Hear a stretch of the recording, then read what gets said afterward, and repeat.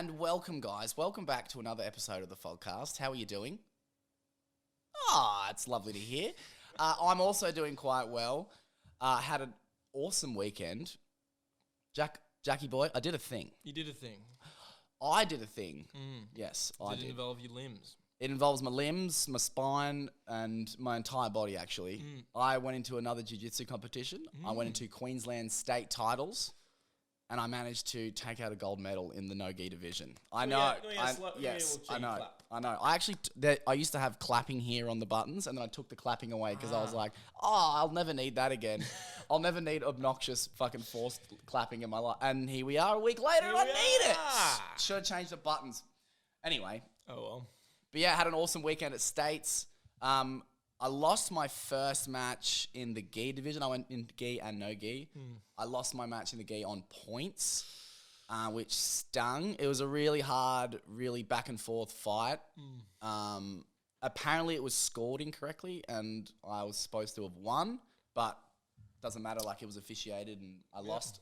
Hey, not gonna be a salty boy around camp. No, nobody likes a salty boy at camp. You can't. So didn't let that faze me, but yeah, it was a really tough fight. And in the last minute, because he was 2 points up, his fucking coach was yelling, Tom! Oh, no. Yeah, His coach was yelling your name? His coach was giving me advice. Fucking, it's called an inside horse. His coach wasn't yeah, his coach wasn't saying Tom. He says, look, he's like, you don't have to fight anymore. Don't fight anymore. Don't fight anymore. And I'm in like closed guard and he's pulling my gi over my head like a fucking NHL fight. Oh. He's pulling the gi over my head. Fucking ref pulls the gi back over my head and I'm just like, fuck. So he's just not working? Nah, he's just not working. Not looking for a sub or anything. Just being fucking gay. So he's just doing what Queensland did last night? Yeah. No, well, they didn't stall. They just laid down and took it. I wish he just laid down and took it. That would have been a lot easier for me. And like in the last 10 seconds of the fight, I'm trying to pass his guard and Gav's yelling out, just go for a submission, go for a full lock, you're not going to pass. And I was like, I'm too far into the pass, I got to cut. And I just didn't get it. And I was like, fuck. I love hearing him yell at you, like coaching you as you go. Gav is the best person to have in your corner, man. He's just super like analytical and just tells me specific directions. Well, you can see him, like you're responding to him in real time. Because I can hear him. One of the takeaways I had from the competition was that, because it's largely a Brazilian sport, a lot of the teams had like 5 to 6 Brazilian coaches all yelling at them in like Portuguese or broken English Portuguese. Yeah. Like, and they're like, oh, and then like they get 2 points. Like just fucking screaming and shit. Yeah. And I feel like they like muffle each other out a little bit. It's like when you see the UFC corners, they're just screaming, all of them. Yeah, all of them just screaming. But like all I can hear is Gav's calm voice telling me specific instructions. He doesn't get like antsy or like... No. He's always calm, same level. You can hear him clearly. Clear instructions. Doesn't get too excited, doesn't get too worried. Like, he's a very, very... I feel blessed to have Gav in my corner. Shout out Gav Hain. When's he the legendary Gav Hain. I know he's a fan. Yeah, I've got Gav lined up. We should probably try and get him in next week, possibly. We'll look at the camera. We'll look at the camera. Gavin Hain, everybody. Yeah, the XFC champion. All-round good dude. Great fucking coach. But yeah, so I ended up losing that fight and was a bit fucking disheartened. I was like, I really wanted to do well in the gi division as well, but that's just, hey guys, that's life. That's life. That's life. That's what all the people say. Hey guys, that's what the people say. It's what I keep saying. It's what I've been telling you. It's just life. Sometimes that happens, but you can't let it get to you. So then after that, I had a fiery vengeance in my belly to do well in the no-gi. And by the time the no-gi kind of rolled around, I was just feeling fucking in the zone. Oh, yeah. In the zone. And I was like, I'm going to take it out on everyone. And I did take it out on everybody. Yeah. I remember it was actually really funny. I fucking... because when you go into the bullpen after you've weighed in and you go to your mat, because there's a bunch of different mats because there's different fights going on around the arena. There's a person who like asks for your name. Like they're matching everybody up to make sure all the fighters are in their right spots for the right mats, for the right matches. And the guy came up to me, he's like, a young dude. And he goes, what's your name? And I was like, Thomas. And I was like, and what's your name? And he's like, looked at me like smiled. Because like people don't usually, people just kind of have headphones in and go, yo, fucking, I'm Jordan, bro. I'm here to fuck shit up. You know what I mean? So I was like, what's your name? And he's like, Jaden. He's like, oh, cool, you're up next, bro. He's like, you're fighting that dude. And he like points at the dude because he had like a fucking mohawk mullet. Jesus. And he was fucking big arms and Oh, tattooed God. and shit. And he's like, good luck with that guy. And I was like, it's all good, brother. It's just a haircut. That's what I said to him. And then I went out there and submitted the dude. Got him in an arm bar. Well, had him in a triangle, and I was tightening up the triangle, and he was doing well to defend. And then I swapped to the arm bar, and he actually had his second hand caught in the triangle, which I didn't know because I extended his arm, and then he didn't tap, and then I fucking went, all right then, and then I went back again, and I heard and felt his elbow pop, and I think it was the tendon. I don't think it was like a full break, but I felt his arm pop. And then I was like, fuck, man, sorry. Like, I was on my hands and knees. I'm like, oh, man, I'm sorry. And he was like, oh, man, I had my hand trapped in the triangle. Like, I couldn't tap. Oh, Yeah. fuck. But you can verbal tap as well. Yeah, but get me the fuck out of here. But it all happened pretty fast. And, like, Yeah. you know, it's comp. You don't want to get beaten. Yeah, of course. But I'm not going to let go of an armbar just because, you know, it's stakes for me no. as well. You know, I also want to win. Yeah, 100%. So then armbarred that guy. And then I walked off the mats and I found that kid. And I was like, I told you it's just a haircut.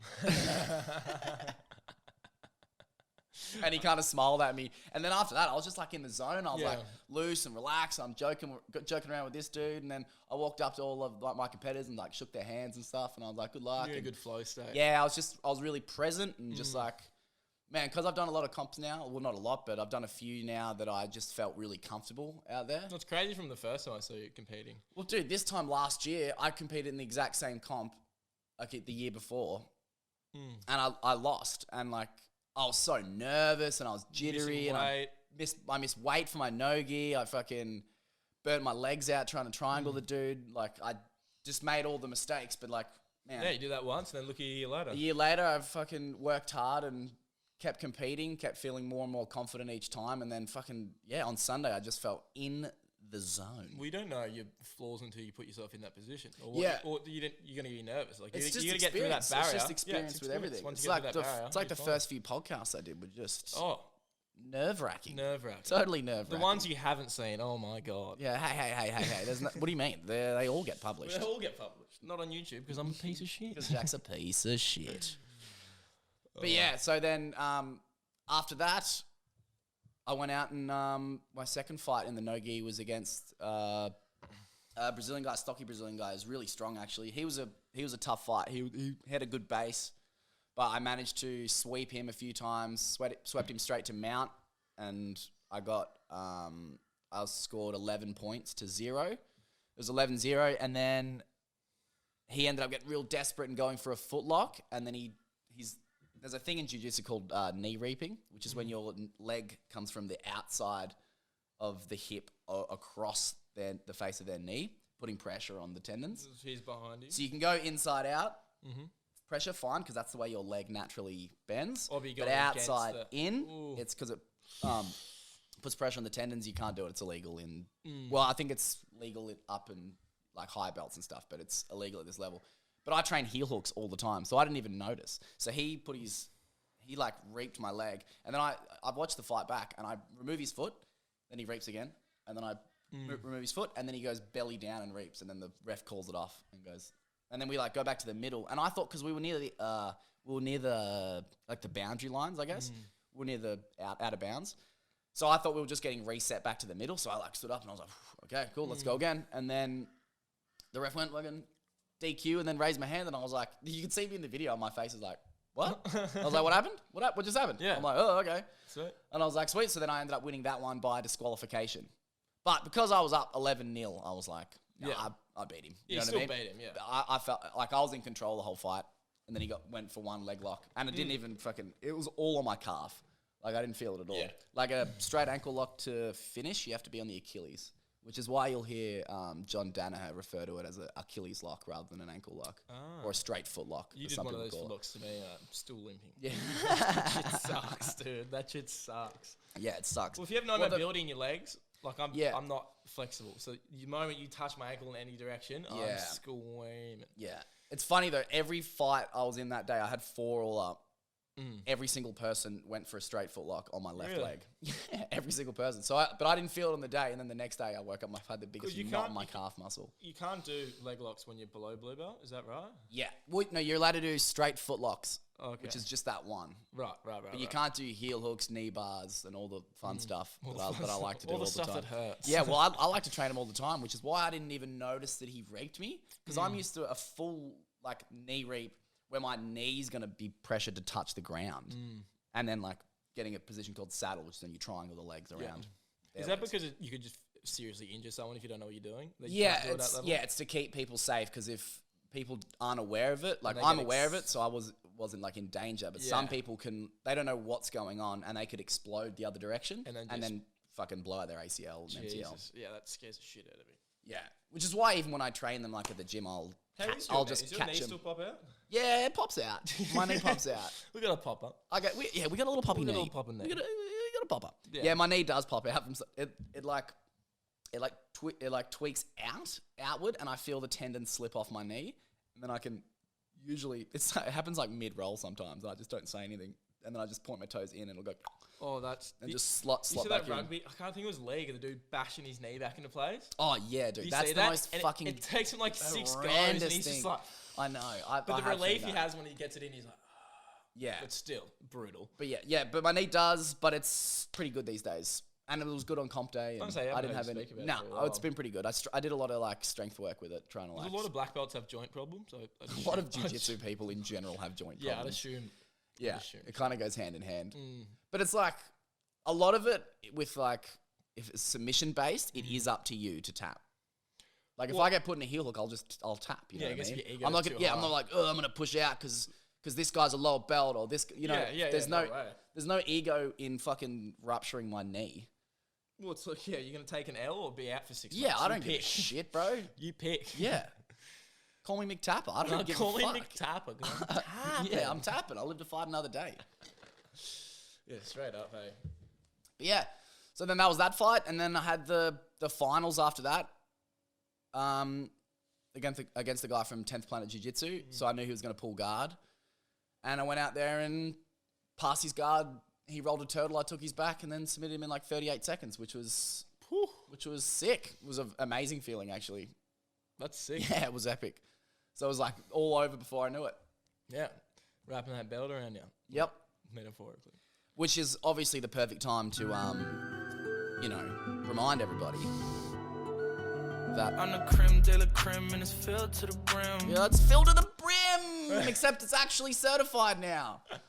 Man, honestly, I've been in like disbelief the last few days because I've never achieved anything at state level or like this is a big accomplishment for me. I was kind of like, what the fuck? I won like a state title in something. Well, you're going to have a trophy room soon. Yeah, well, I haven't run a trophy. I've only won medals. Well, medal Maybe room. I can melt them down and then build myself a little trophy. I'd do that.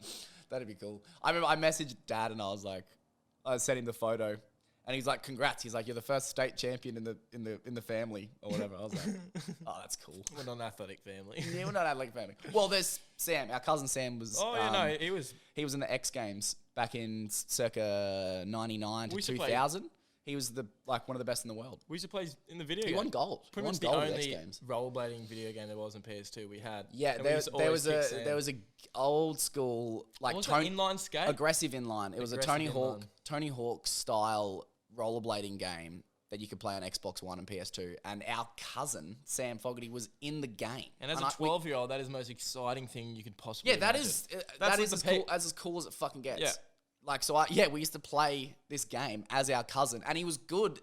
He was good. He was like a high ranked dude in the world, so he was good in the game. So Yeah, it was yeah. also good to be him in the game, and he's your cousin. Oh, man. Yeah, it was sick. Aggressive inline. I played a lot of that game. Made me want to start rollerblading, and then I 2002 it came out. ended up scooting instead. God, it looks janky now, looking back. Oh, sorry guys, can you hear that? That's just that's an iced Australiano. It's wriggling in the microphone. But yeah, so I had a good weekend, feeling good, walked away with no injuries, happy days. Beautiful. I know, it Another one for the history books. was awesome. Have you got any questions? Any questions? Yeah. I don't have any questions. About jiu-jitsu? Yeah, or about the comp, or how things work? People may be interested. People may. Or this could be a massive I ego. I speak to you a lot off the podcast, so all my questions have been answered. Yeah, true. True, good point. No, nothing really springs to mind, to be honest. Yeah, well, anyway, moving on. Moving on. Fucking Bo Burnham released a new Netflix special, and I urge everyone on the face of the earth to watch it because it's unbelievable. I've never seen anything like the special. It's crazy. So he started making this special as COVID hit. So for those who don't know Bo Burnham, he's one of the best and youngest stand-up comedians in the world. One of my personal favorites. His stand-up specials from like 5 years ago when he was about 25 are just like unbelievable. Like his style, he's a very like a Tim Minchin kind of comedy. Like he incorporates songs and then we'll do theatrical. Very theatrical. He's like a musical theater guy, so he's very theatrical. Got a great voice, and we'll like do stand-up kind of skits in between his comedic songs. And unfortunately, like that you find out in the special, I had taken a 5-year hiatus from doing stand-up comedy because he started having panic attacks on stage. And then as he decided that he was going to get back into stand-up comedy in January 2020, which you all know is when it's just about around the corner from the shit hitting the fan. Yep. And then he got like locked inside for a year and decided to make a Netflix special filmed entirely in his room. Over the course of it, by himself. He basically hires like 20 grand worth of equipment and gear and lights and then fucking projectors. Just gets so creative. I've just never seen anything like it. Neither have I. It's kind of like I don't know how to explain He completely shut himself off to the world, Castaway style. But it's more like an analysis of his own brain and how he thinks and his mental health and... It honestly, if you cut with skits, you guys, if anyone's gonna go and watch this special, please watch his other ones first. Yeah, because there's a few moments where you're like, is he just like this fucking manic depressed like suicidal maniac dude? Like he needs kind of like help, but it kind of comes full circle. Yeah, in the end. I was like, he puts everything out there. There's no stone unturned. Yeah, like if there's a bit, he'll be naked for the bit, rubbing himself with olive oil to there's some very weird visuals in this. Yeah, he'll do special. Whatever it takes, and that's what makes it. I've never seen anyone make a special like that. Incredibly creative, and there's no laughter, so it's like you don't. Yeah, with a comedy special, not that you need to be told when to laugh. Maybe you do, Yeah. but like you don't need to be told when to laugh when there's like nothing and it's a special. It's almost like a multimedia project you'd make in high school or something. Yeah. But it goes for an hour. But he's editing it in real time. So he makes a bit and then you can see him editing the bit and then reacting to the bit he's doing and then reflecting on the special in real time as it's happening and his progress. It's incredibly meta. Yeah, incredibly meta. Yeah. Breaks the fourth wall a lot and the songs, a few of them are like bangers. Like really good. Have you seen the one of the internet ones on YouTube? You uploaded Oh, that one? no. Got like 7 million. Really? Welcome to the internet. Yes. But he's got some brilliant songs on it. Like actually just well-made, well-produced songs, and you can tell that he's put a lot of time into it. The fact he edited it, wrote it, made all the music for it, performed it, like every part of the production was done entirely by him. And it's when you watch it, you realize how impressive it is. Yeah. Like that one person did that. The music quality, the video quality, the editing of both of those things, incredible. He even does like stand-up bits, like he has a spotlight on him and he's sitting on a stool doing stand-up to fucking no one in his room. But that's the weird part. Like imagine you sitting in your room by yourself, making jokes, doing an existential crisis essentially in yourself. You know what I mean? It's like I know. And then think about how weird it's weird to watch. Imagine the weird to feel. It's weird to watch. Yeah, I honestly, it fucking made me like delve deep into my brain almost. Really. Like about even just like this podcast and stuff and like the actual inspired me. The limits you can really go to creatively. That's what impressed me. The fact he's in one room for an entire year and every shot's uniquely different. The lighting's different. All of them were different. But everything conveys a different emotional mood. It all serves a purpose. Yeah. And he shows like BTS bits of him just standing there for like 5 minutes, just readjusting a light, looking at a monitor, just testing. That's what it got me. He's just experimenting. Yeah. And that's what inspired. He's like just constantly experimenting with something new. It's fucking crazy. And it's like, it takes so many turns. Like he gets you here all happy and laughing, and then he just takes you straight back down to going, oh God, that's sad. And then flip it in a second. It looks like manic, like the whole thing, but it's done in 4 cohesive parts, really. Yeah, it's still structured like a special or like a movie. There's still a beginning act, a middle act, you know what I mean? Like, It's crazy. Man, we were blown away. Yeah, I was blown away. And I've waited 5 years ago. Jack and I and CB used to live together in Melbourne, and we used to watch his special like on repeat. I still watch it. I still watch it. It's like my dark. Like if I need to laugh, I'm putting on. Yeah, and I can watch it 1,000 times, and it's just a perfectly polished piece of comedy. That his what is it? Make Happy. Make Happy is just it's one of the best specials of all time. Yeah. So to have him come back like after 5 years of not seeing him do anything. Well, I mean, he directed stuff. We did Chris Rock's special, I think. Yeah, and he directed and produced Chris Rock's special as well. But yeah, crazy, man. It's just amazing to see what he done. He's one of my idols. Me too. Yeah, me too. Up. I looked up to him heaps. He's 30. Go watch it.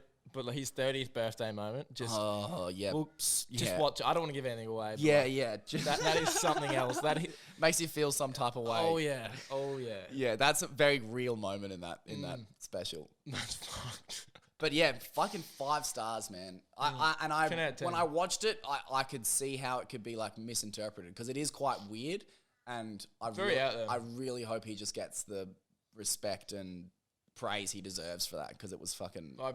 From what I've been reading, I think a lot of people got it. I think I've seen some people like he's lost the plot, and I'm like, you don't understand. Yeah, you're on a different wavelength. Yeah.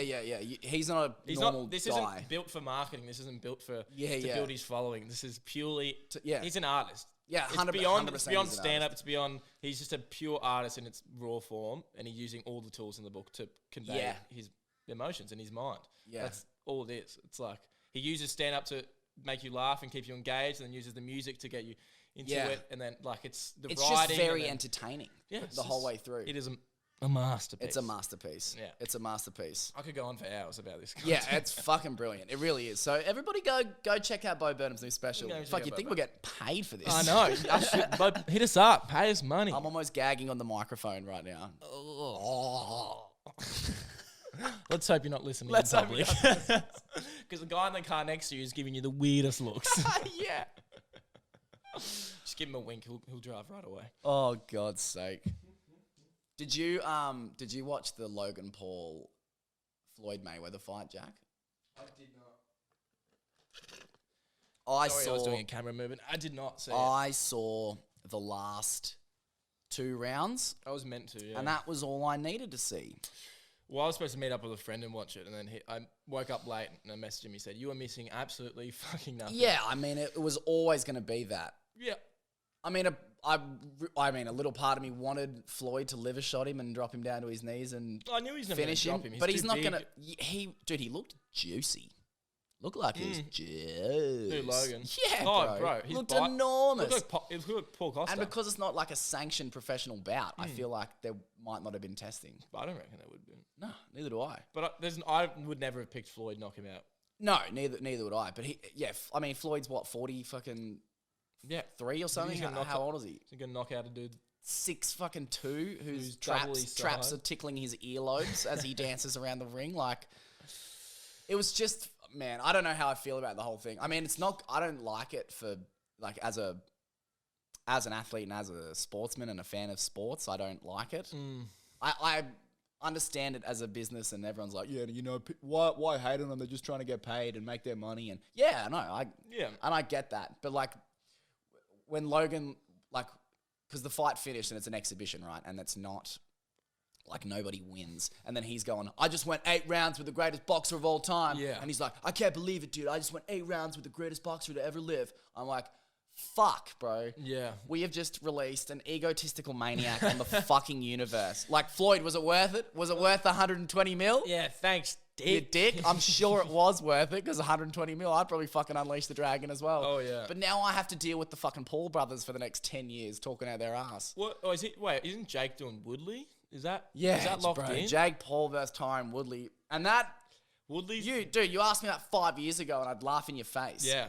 I'd still laugh in your face. You know what? I'm going to laugh in your face. Ha! Ha ha ha ha! That's how I laugh. But like, Tyron's lost the last fucking 20 rounds or got something stupid. Like, the last 20 rounds of the fight he's been in. He hasn't won in like 3 years, hasn't he? It was like, he got knocked out by Vicente Luque, which was a shame because that was the fight he actually turned it on and went for the KO. Vicente's just a fucking beast. Yep. And then the 3 before that was Colby, Gilbert, and Kamaru and all 5-round taking of the soul. He just hasn't seemed like he's been in it. His heart hasn't been in it. Oh, I don't know. I don't know, bro. It was like, I even heard Wonderboy on the Rogan podcast say that because he fought that way in the Wonderboy fights, like real tentative, and then picked his moments, and then that he carried out that kind of same mentality through the fights afterwards. Different fighters. But I kind of think that Usman just took his soul a little bit. Yeah. You know what I mean? I think he was fighting Usman. Usman just fucking... Because that fight, he just holds him like he's a child the whole fight and just beats him up. So I think after that, he was a bit gun-shy. Yeah. You know what I mean? That's what I kind of think. Lost his edge a bit. So him coming into a Jake Paul fight, I'm like, yeah, of course, he's going to smash him. But then I'm like... Will the moment get to him after losing fucking 5 fights in a row and being released from the UFC? There's even more pressure on him because if he loses to fucking Jake Paul. That's what I mean. It's even more pressure not to... Because he is the guy that's going to beat him. He should be. The Paul brothers more than anything because they have nothing to lose. If they lose, it's like, oh yeah, I'm not a boxer. I was thinking about that the other day. Yeah. And if they lose, they go, yeah, YouTuber, Disney YouTuber. Ha. This isn't my whole thing. Yeah. I just started this a couple of years ago. It's a win-win for those dudes. Money-wise and reputation-wise. If Tyron goes out there and flatlines Jake Paul in 30 seconds, people will be like, yeah, mad respect, Jake, for getting in there. I guarantee it. I can almost guarantee it. And then he'll be like, well, you step in there. At least I was man enough to step in there. It's a win-win. Yeah, they don't lose. Fuck those dudes. Oh, but that's if he loses to Jake Paul, can he go back to the UFC? You know how much shit talk's going to be? He can't. Well, I think he got released. Oh, did he get released? Yeah. Oh. Yeah. So he's making his last big buck and then... Yeah, well, in I saw one of their little face-off fucking my dick's bigger than your dick conversations. And like, Jake Paul was like, well, bet your fight purse that you're going to win or whatever. And Tyra doesn't say anything. That's I'm like, right. Why would you? What? Yeah, why? It's the one time you're getting paid the most money in your whole career to fight a fucking YouTuber. You're not going to fucking bet on it. I mean, actually, what do you think about that uproar about all the UFC fighters getting mad? Like, they're getting 20 mil a fight, and then all the UFC fighters getting jacked. Well, yeah. But, like, Floyd Mayweather and Logan Paul are two incredibly giant entities that have huge followings. They're just big business moguls. Well, like, Floyd obviously did it through boxing. Logan Paul did it through making fun of people who committed suicide on the internet. So, you know, they're much in the same field. They're practically fucking brothers. But anyway, he's amassed following. Yeah. They were children who are now probably adults, and that's just how fucking things shift. Yeah. So then his following's still just as big. Yeah. And now they're like, you know, paying to watch them fight. And but I do agree that the UFC fighters should get paid way more than they do. 100%. To be actual athletes and put their bodies on the line. Like Logan didn't put his body on the line at all in that fight. I mean, yeah, he's getting punched by Floyd Mayweather, but like he's with a dude. 10-ounce gloves. 10-ounce gloves, dude half his size. He's going to be fine. Yeah, he's fine. He's going to be okay. Yeah, he was never going to win that anyway. Well, you can't... No. Never going to knock him out. No, but it's the spectacle. It's funny because the McGregor-Mayweather fight really opened up the floodgates for all this. Or if that had never happened, this would never be. No, because after that fight happened, that's when you had Logan Paul versus KSI, and all the YouTubers started fighting each other, and like funny they came off and making millions. They were making millions because they did $5 pay-per-views, and all these kids were like, "Oh yeah, mum, give me a credit card. I want to watch fucking two YouTubers fight," and then they fucking crossed over. Hey, what's KSI? Is he actually becoming a real box? I think he was. I don't know. He was like a rapper or something as well, and I don't know. He does a lot of shit. Yeah, I'm not actually sure. In my head, he's still the FIFA dude. Yeah, same. KSI Olajidabiti, if you don't know him. That's a textbook impression of KSI Olajidabiti. I saw today, Sugar Sean O'Malley's fighting. Yeah, dude. What is that? Let me dude, bring that's this up. That's the McGregor card in a few weeks. Oh, is it the McGregor card? July that fight? Sorry, that card? How do you say that? Yeah, Smoker. That card, dude, is the best card in history, I reckon. 264? Dude, it's McGregor. I'll see if I can do it off the top of my head. It's McGregor versus Poirier. I've got it here, It's Stephen Wonderboy Thompson versus Gilbert Burns. Yep. It's Ryan Hall versus fucking, what's his name? Topuria? Yeah, I see. You can't even say it when you're reading it. I don't know either. Don't yell it, don't yell it. Tapioca. Yeah, Ryan Hall's fighting. Yep. Who the fuck else is fighting off the top of my head? Sugar Sean versus Smoker. Brady versus Lee. Yeah, Kevin Lee's fighting. Kevin Lee's fighting. I think that's his first one after knocking out that dude with that crazy head kick. Wow. wild news. Those are the big four. And I think they're the big four. But the fact there's Ryan Hall, Sugar Sean, Wonderboy, and McGregor on there is just amazing, bro. They're like some of my favorite fighters stylistically. And I hope they all fucking... we got to watch Thompson. Oh, man. That's Thompson. And this weekend, dude, go to this weekend's fight card. Because this weekend is Nate Diaz versus Leon Edwards. Oh, I forgot about that. And shit, dude. And God, is it a title fight? Yeah, it's Izzy Adesanya versus Marvin Vettori 2. That's gonna be, which will be sick. Something. I reckon that'll be close. Actually, I reckon Izzy will do him, but I reckon it'll be close. Where are we at? Oh, June 5th. Oh no, that's already been. It's this Sunday. This Sunday. Which UFC is it? Let's find it. 263 maybe? Yeah, I think it's 263. Oh, I'm not sure. Should have been prepared. Oh, yeah. Should have been prepared. Oh, yeah, here we go. Yeah. Adesanya. Oh, Figueiredo. Figueiredo, versus Moreno. That's going to be sick. Leon Edwards, Nate Diaz. Yeah, Leon Edwards is going to knock Nate Diaz out. What was Nate Diaz's last fight? Masvidal. Oh, Masvidal. I think. For the bad motherfucker. And got fucked up. Bad motherfucker. Yeah. So I reckon Leon Edwards all day for that. He's way too fucking skilled and powerful. That's going to be a lot for Nate.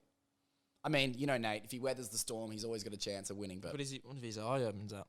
Yeah. No. Is he close to just being done with that?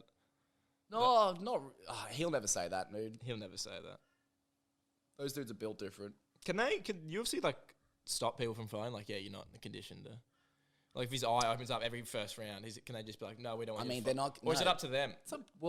That's a different issue. If someone's getting old and they get knocked out a bunch, that's a different conversation to, like, you're just getting cut What's like to Sylvia? Well, he's just got heaps of scar tissue around his eyes, so it just opens up easy. But if he's still fit and fighting well, like... Those ones... It's usually just when you get on a losing streak and shit. I'm just scared. That's why the UFC should pay them more, man. They just cut people so quick and forget about them. 30 years, though, I'm just scared for the Nate brothers, how their brains are going to be. Mashed potatoes. Yeah. Probably mashed potatoes. A little bit butter, a little bit spot. Awesome dudes, though. Awesome dudes. Stockton, motherfucker. Stockton. Oh, yes. In other news, more news. There's more news. With the license plate of the week, we actually have a prize. Oh, yeah, we got a prize. We actually have a prize. So last week I was like, oh, yeah, we'll give you a prize. And then everyone was like, yeah, well, you haven't said the prize, so why the fuck would I do this? No incentive, baby. There's no incentive, exactly. But now, guys, we've got incentive because my good friend at Single O, Rennie Holder, I should have got a drum roll button. Rennie Holder has donated a bag of coffee. A whole bag of beans from Single O is going to be the prize for the most funniest license plate of the week. So, guys, that's some good incentive. If caffeine isn't incentive enough, I don't know who the fuck you think you are, mate. Yeah, you think you're better than me at this point? You think you're better than me, bro? Think you don't drink coffee? You're clear in the morning. You don't look at license plates and you don't drink coffee. You just wake up in the morning and just piss excellence? No. You need a coffee in the morning to start your day like a normal person. Or four, like me. Or four, like me.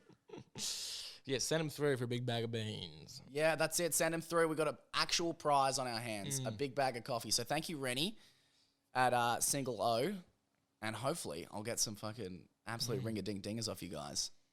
We saw a good one today. Oh yeah, I saw a cooler and I put it on my story because I was like, I saw it and I was like, I've definitely got something for that. And I did not know what you were going for. Cooler, yeah. I started filming the story and then Jack was like, "What are you doing?" And I was like, he spit in the cooler." Which, of course, is a quote from Waterboy. If you don't know, now you know. If you've been living under a rock. Oh, bro. Waterboy's one of the best movies ever. Classic. Absolute classic. Such a fucking classic. Absolutely. It's fucking amazing. It's fucking amazing. Have you got any big gigs coming up, Jack? I got Sparks Mania. What's Sparks Mania? So it's Will Sparks' it's not like an electrical apprenticeship or anything. That's got nothing to do with being a spark. No. Absolutely not. That was a bad there's been a spanner in the works. This is a bad joke. I've heard because of Melbourne shutting down. So apparently some of the acts might not be able to come up. That's fucking shit. No, up's right. Oh, no, up's right. No, yeah. I mean, there's no up and down in space, but up's right on a map. Yeah, so that was the big. That's in 2 weeks in Eaton's Hill. So that should be good. 2 weeks at Eden's Hill. So what, is Sparksy coming up? Yeah, well, it's his event. Well, he's in Goldie now, so he's... Oh, does he live here now? Yeah, bro, lives in the go. Goldie. There you go. Well, that should be sick. How many people are at the festival? I'm not quite sure about numbers. I'm sure it's maybe 4 or 5K, maybe. Oh, listen to the man. 4 or 5K. He doesn't even say 1,000. He's that much of a big dick player. I'm actually not quite... I actually don't have enough time in the day to be... caring about the fucking the O's and the X's and the dot points and the I's. I'm too busy. What do you want from me? No, I'm kidding. He's too busy. It's 4 or 5K, whatever. The lineup's good though. Will Sparks, HP Boys, Musk Wolf, Fletchy, Orchestrated, Short Round. Oh yeah. New Sound, JDG. It's the classics. Couple of bing bang bangaroos. Yeah, some bangaroos. That'd be fun. Take your bickies, lose your marbles, and find them again tomorrow because it's going to be a good one. That's the fucking quote of the year. Take your bickies, lose your marbles. That's fucking brilliant. Put that on a fucking t-shirt. Take your bickies, lose your marbles. It's a good one. Oh, that's fucking funny. But yeah, that should be good. That'd be sick, man. Yeah, so it's going to be... Hopefully some more festivals pop up in COVID. COVID's fading away, or the vaccine's coming in hot. Yeah, the vackies. The vackies. Watch out for your vax seals. Your vax seals, I don't know. It's funny that I'll let all the guinea pigs go first, I reckon. Well, it's funny because people in America and UK are just putting it in their ass. Well, because America, it's mandatory to wear a mask unless you're vaccinated. Yep. So now there's like a divide culturally between the vaccinated and the unvaccinated. Because they got completely fucked. And I think here we didn't get fucked as much. So everyone's like, well, we didn't really get fucked. Why do I need a vaccine? Yeah, yeah. You know what I mean? It's like we didn't really get it. I had to say, I no one fucked me. For a week. Yeah, no one fucked me. I'm fine. I'm not putting a needle in my arm. Not putting a needle in my Not arm. until someone fucks me. Which I kind of get. I know. Yeah. But yeah, so I don't know. I'm not going to get it until I have to, really. Yeah, but you're getting it for work to go do fun stuff. Or if I have to go do fun stuff. Jack does photography at music festivals, for those who don't know, photography and videography. Got a wedding coming up, that should be fun. And if they're below 4 or 5K in attendance, don't even fucking bother calling him because he won't show up. He won't. He's better than that. You dog. Nah. Yeah, and weddings. So if you're getting married as well, Jack will be a celebrant. Oh, no, not a celebrant. He'll just take photos. I'll take photos. I might stink him. He can step in, but then your marriage won't be legitimate and legalized. So that's up to you. It's up to you. I can do it. If you want a faulty marriage, come to Jack. Come to me. Come to Jackie boy. Come to me. You want to marry a budgie or something? Jack will marry him. Won't be legal, but he'll marry her. Won't be legal. And there'll be photos of it. Oh, yeah. So the moment it will happen. Just won't be registered by the courts. Please don't do that. So good luck getting half of his stuff, Mr. Budgerigar. Budgerigar? Oh, fuck. What's the bird? Budgie? Budgie. I thought it was like a budgie. Smuggler? Budgie smuggler? Oh, smuggler budgie.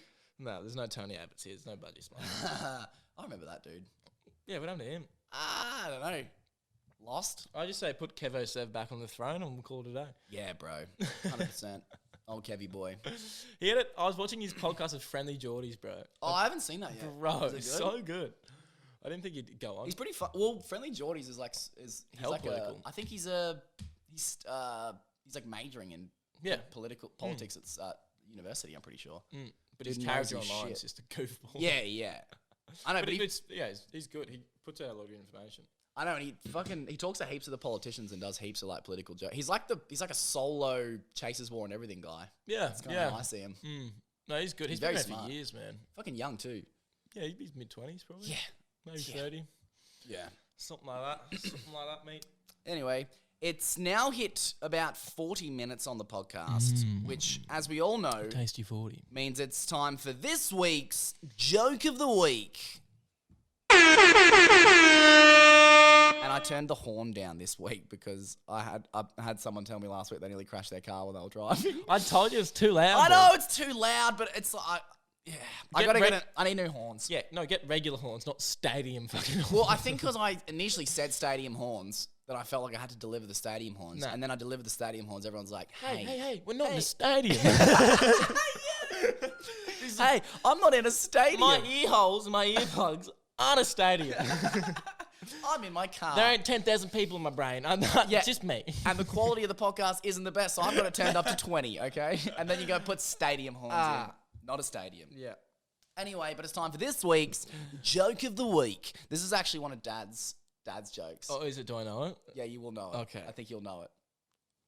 So there's this little boy. He's about 10 years old, and he's asleep in bed, and he hears this screaming coming from down the hall. He hears this. You already know what it is, don't you? I know what it is. So he's this young boy, and he hears this screaming coming from down the hall. So he gets up in the middle of the night. He doesn't know what's going on. So he walks down the hallway, and he notices the bedroom door's open ajar. So he pushes it open, and his mum and dad are just going at it, just having crazy monkey sex, just fucking going balls to the wall. And then the dad turns over and smiles and said, Don't worry, son. I'll be with you in a moment. Just go back to bed. Everything's fine. So then the little boy goes back to bed, and then later on in the evening, the dad hears a loud screaming coming from the little boy's room, and he goes, "Oh, I wonder what that is." So he gets out of bed and walks down the hallway and goes into the little boy's room, and the little boy's having sex with his grandmother. And the dad's standing there in disbelief, and then the little boy just turns to his dad and just goes, "Well, it's not so funny when it's your mum, is it?"